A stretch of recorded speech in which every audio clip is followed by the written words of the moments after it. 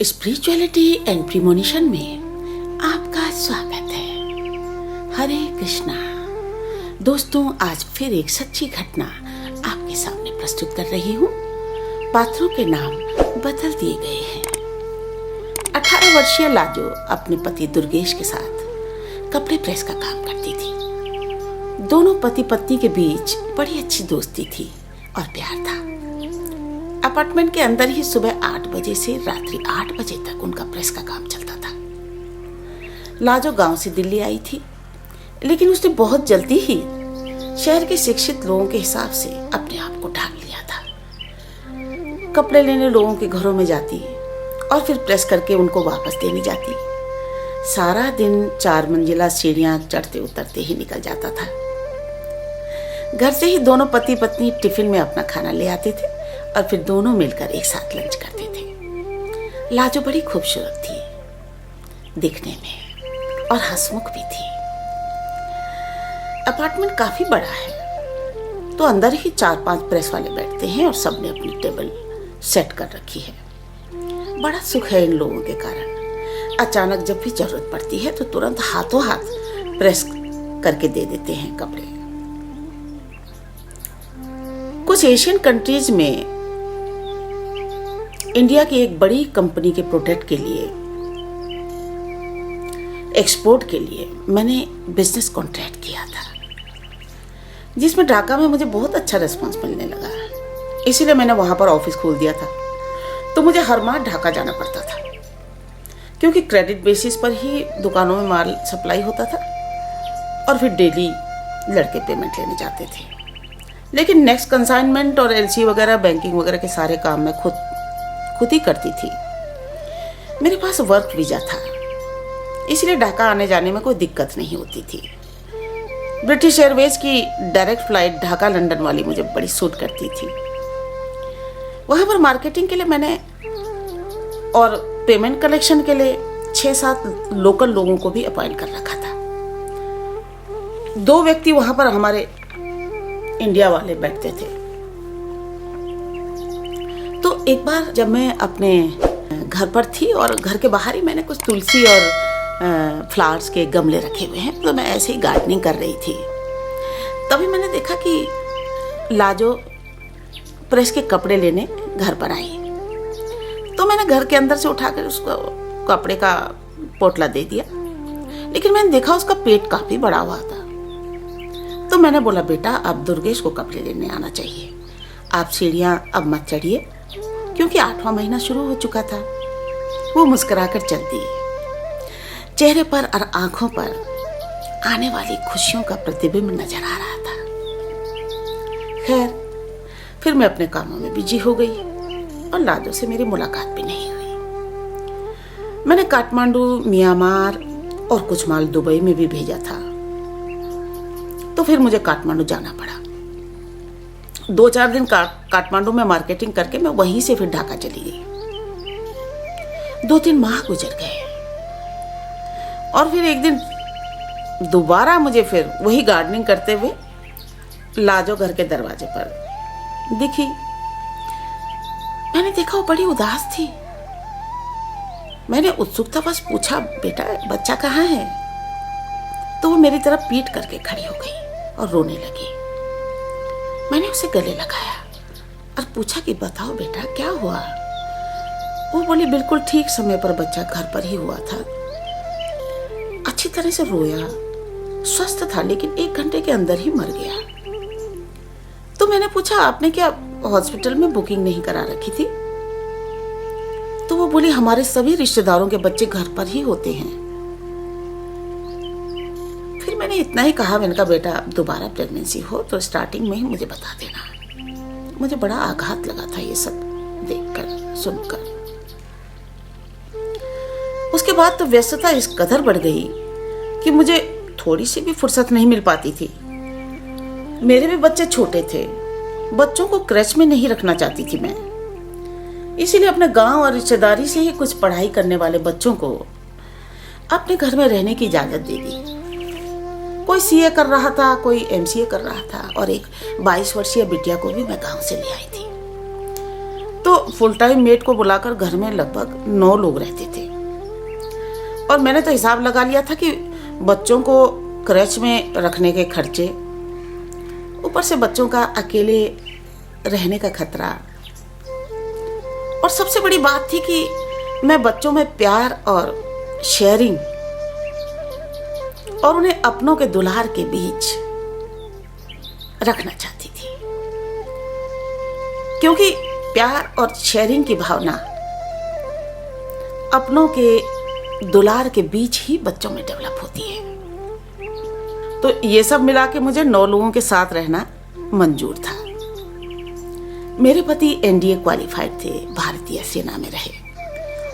बाद में वो एक बड़ी कंपनी में एग्जीक्यूटिव डायरेक्टर के पद पर रहे। घर में भरपूर खुशहाली थी। साथ ही मुझे तसल्ली थी कि बाहर के लोगों को घर में अपने साथ रखकर मैं अपनी समाज सेवा की भावना को भी तृप्त कर रही थी। सारी निशुल्क सेवा थी।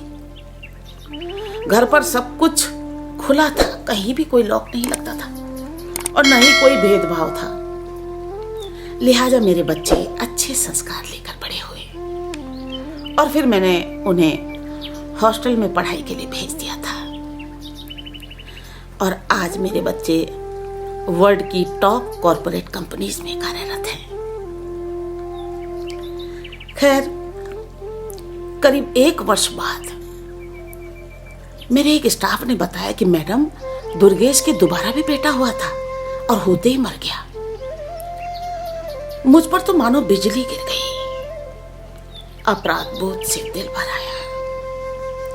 मैं सीधे प्रेस वाले के टेबल पर चली गई और देखा लाजो बड़ी कमजोर और उदास वहां दरी पर लेटी है।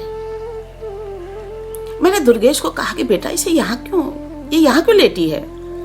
इसे तो घर पर आराम करना चाहिए।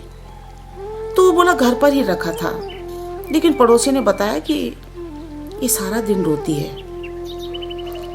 एक माँ हो चुका था दूसरे बच्चे को गए। अब मैंने दुर्गेश और लाजो को कहा कि शाम को काम खत्म होने के बाद आप दोनों मेरे पास आना। और उनके सामने ही मैंने संकल्प लिया कि बेटा, अब ये मेरी ड्यूटी है कि दोबारा आपके साथ ये घटना नहीं घटनी चाहिए। मैंने कहा मैं इसके सारे टेस्ट अभी करवाती हूँ। और साथ ही मैंने दुर्गेश को ऑफिस से एक हनुमान चालीसा दी और उसको कहा कि बेटा, इसका सुबह शाम पाठ करते रहना। मंदिर उसके टेबल के 2 कदम की दूरी पर ही है। मैंने कहा हर मंगलवार आप यहाँ पर प्रसाद चढ़ाओगे। मैंने उससे कहा कि बेटा देखो, विवाह के तुरंत बाद गांव से दिल्ली आते ही तुम दोनों ने रोजगार संभाल लिया, इसीलिए शायद ये बात आपके आसपास या परिवार या रिश्तेदारी के लोगों को शायद हजम नहीं हुई होगी। इन कारणों से भी नजर दोष लग जाता है और जीवन में बड़ी मुसीबतें आती हैं। मैंने कहा बेटा, आजकल लोग अपने दुख से दुखी नहीं हैं, बल्कि दूसरे के सुख से ज्यादा दुखी हैं। खैर, उसके बाद मैंने अपने स्टाफ की ड्यूटी लगा दी कि दुर्गेश से आप मित्रता रखो और उसकी जानकारी लेते रहो। समय गुजरता गया। 6 माह के अंदर ही स्टाफ ने कहा कि दुर्गेश कह रहा था कि लाजो गर्भवती है। मैंने फिर दोनों को अपने ऑफिस बुलाया, 1 घंटे बात की और समझाया कि बेटा, ये बच्चा अब हमारी निगरानी में ही दुनिया में आएगा। और फिर मैं उसी दिन सुबह अपनी मित्र डॉक्टर के पास उसे ले गई। उसका अपना क्लिनिक है और बड़ी अच्छी गायनेकोलॉजिस्ट और सर्जन है वो। वहां उसकी मैंने बुकिंग करवा दी। सभी टेस्ट और मंथली चेकअप और मेडिसिन चलने लगी। जब भी डॉक्टर के पास जाना होता था, लाजो मेरी गाड़ी से ही जाती जाती थी। व्यस्तता के बाद भी मैं लाजो के इस काम को भी बड़ी निष्ठा से निभा रही थी। डिलीवरी डेट पर मैंने बाहर जाने के सभी प्रोग्राम पोस्टपोन कर दिए थे। और फिर वो दिन आया। मैं हॉस्पिटल में ही थी और लाजो लेबर रूम में थी। बच्चा हुआ, बेटिया थी। सरोज हॉस्पिटल से मैंने एक बच्चों के डॉक्टर को भी बुला लिया था। वो भी वहीं लेबर रूम में मौजूद था। लेकिन बच्चे को जन्म के बाद ही सांस में दिक्कत होने लगी थी। तो बच्चों के डॉक्टर ने कहा कि NICU में रखना होगा बेबी को। तो मैंने कहा जल्दी करें, क्योंकि मेरी फ्रेंड डॉक्टर के यहाँ NICU की सुविधा नहीं थी। तो बच्चों के डॉक्टर ने मुझे इशारे से कोने में बुलाया और कहा कि मैडम, इस बच्चे को करीब 1 हफ्ते NICU में रखना पड़ेगा, काफी खर्चा आ जाएगा। मेरी फ्रेंड ने उसे बता दिया था कि लाजो का सारा खर्चा विजय करती है। तो मैंने कहा कोई बात नहीं, आप एम्बुलेंस जल्दी बुलाएं। सरोज हॉस्पिटल पास ही था और मैं स्वयं बच्चे को गोद में रखे एम्बुलेंस में बैठी थी। मैंने दुर्गेश को कहा कि तुम यहीं ठहरो, लाजो का ध्यान रखो, और बच्चे को NICU में रखवा दिया। और 1 घंटे के अंदर ही बच्चा ठीक से ब्रीदिंग करने लगा। और फिर लाजो को भी क्लिनिक से हम सरोज हॉस्पिटल में लेकर आ गए। दोनों माँ बेटी 1 सप्ताह सरोज हॉस्पिटल में रहे और फिर डिस्चार्ज कर दिए गए। गरीब होते हुए भी दुर्गेश ने करीब 100 लोगों को पार्टी दी थी। खूब दारू भी चली थी। उसके बाद उसको 1 बेटी और 1 बेटा और भी हुआ। टोटल 3 बच्चे हैं अब। बड़ी बिटिया 15 वर्ष की हो चुकी है, स्कूल जाती है, पढ़ाई में बहुत होशियार है। अपार्टमेंट के लोग कहते हैं दुर्गेश की बड़ी बेटी बड़े एटीट्यूड में रहती है। लेकिन फिर कुछ लोग ये भी कहते हैं कि जन्म के बाद सबसे पहले विजया की छाती से ही लिपटी थी, इसीलिए गजब का एटीट्यूड है बिटिया में। दोस्तों, दुनिया में औलाद की खुशी से बढ़कर कुछ भी नहीं है। और जब खुशी गोद में बैठकर अचानक चली जाए तो उसकी पीड़ा को मापा नहीं जा सकता। अब वो तीनों बच्चे अपार्टमेंट में ही खेलते हैं। लाजो मुझे माँ और उसके बच्चे मुझे ग्रैनी बुलाते हैं।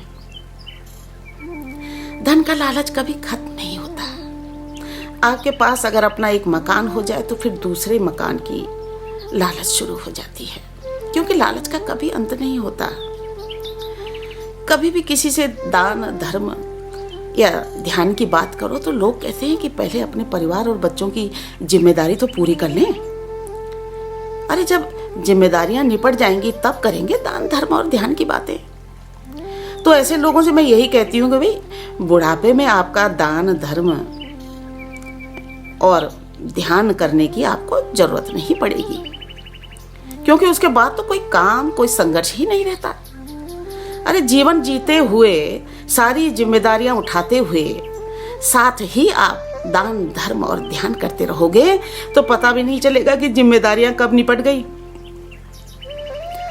और फिर सुखी और स्वस्थ रहकर बुढ़ापे का आनंद लोगे। जब मैं था तब हरि नहीं, अब हरि है मैं नाही। प्रेम गली अति साकरी, जामे दो न समाई। Thank you.